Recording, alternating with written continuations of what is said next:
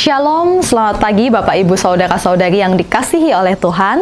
Kembali lagi kita berjumpa di dalam pedoman. Perenungan disertai doa dan iman.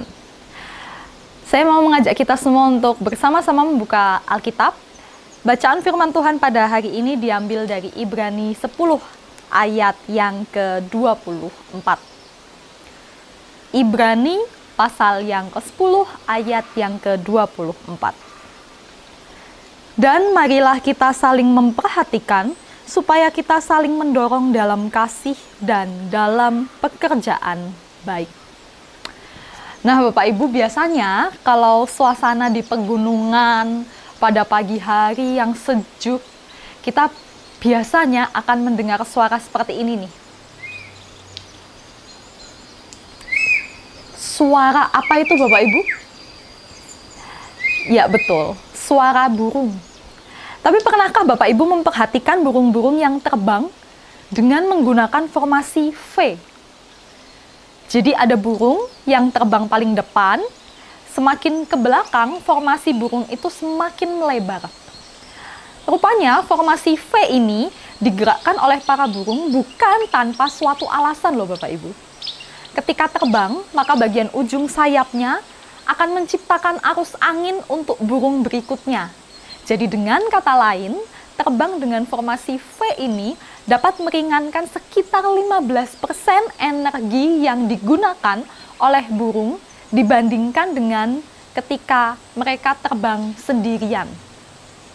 Nah, selain itu, dapat juga digunakan untuk mendukung para burung ini terbang 71% lebih jauh dibandingkan jika para burung itu terbang sendirian. Mengapa demikian?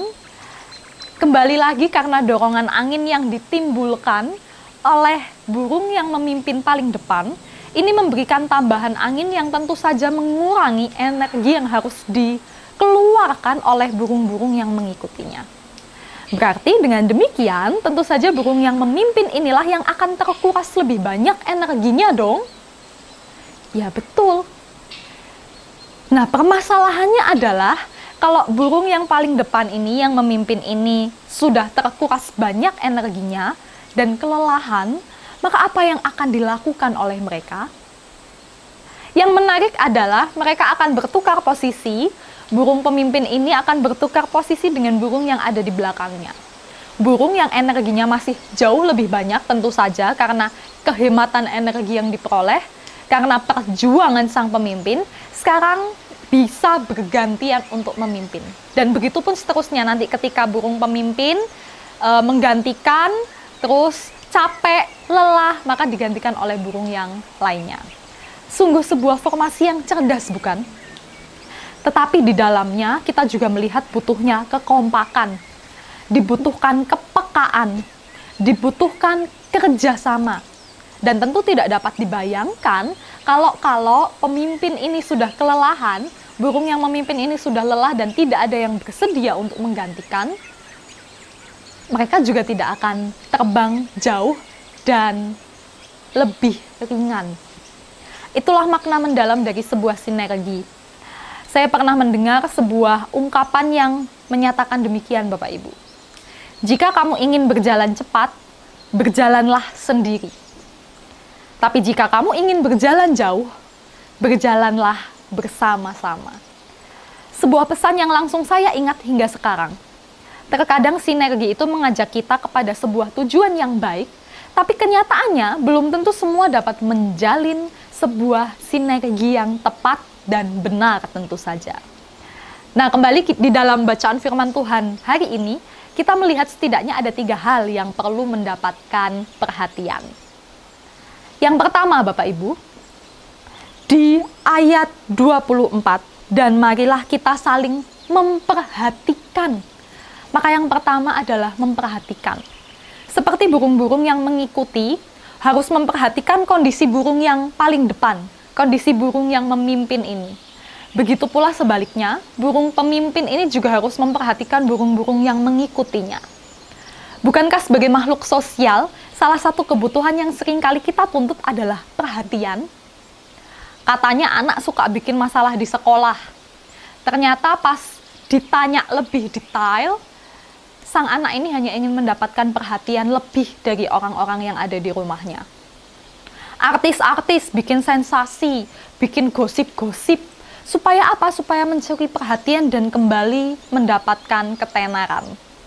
Mencari perhatian dengan melakukan hal yang aneh, itu hal yang mudah Bapak Ibu. Tapi pertanyaannya, yang lebih berat dan bertanggung jawab untuk setiap pribadi kita, sudahkah kita memperhatikan orang-orang yang ada di sekeliling kita? Kedua, Bapak Ibu, hal kedua yang patut diperhatikan adalah mendorong dalam kasih. Burung-burung yang mengikuti ini juga adalah burung-burung yang bersuara untuk memberikan semangat kepada burung yang ada di depan. Burung-burung yang memberikan support untuk burung pemimpin. Memberikan dukungan itu juga adalah bentuk kasih Bapak Ibu. Termasuk hadir, berjalan bersama, dan menyemangati. Bukankah di saat kita lelah untuk melangkah, hal yang kita syukuri salah satunya adalah kehadiran Tuhan? Kehadiran Tuhan yang kita rasakan ternyata berjalan bersama-sama dengan kita. Menyertai kita. Itu rasanya sudah menenteramkan jiwa kita, bukan? Nah, maka hendaknya kehadiran kita juga dapat mendorong dalam kasih, menghadirkan ketentraman untuk jiwa-jiwa yang lain. Nah, poin yang ketiga Bapak Ibu, poin yang perlu diperhatikan adalah mendorong di dalam perbuatan baik. Ketika ada salah satu burung yang sakit atau terluka dan kemudian keluar dari formasinya, dua burung yang lain akan ikut turun untuk melindungi dan menolong burung yang terluka ini. Seberapa sering, pertanyaannya untuk kita, seberapa sering kita mengabaikan kebutuhan sesama kita demi mempertahankan posisi yang aman untuk kita?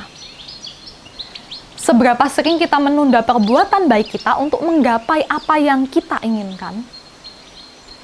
Kalau kita saja melihat perbuatan kasih Tuhan Yesus ketika ia menginginkan cawan berlalu dari hadapannya, tetapi pada akhirnya ia memasrahkan kembali seluruh kehendak Allah yang terjadi.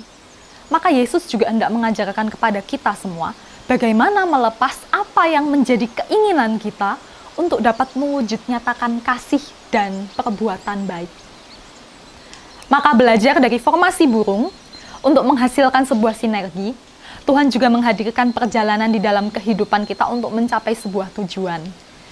Di dalam perjalanan itu kita akan berjumpa dengan beragam orang dan kepribadian yang beragam juga.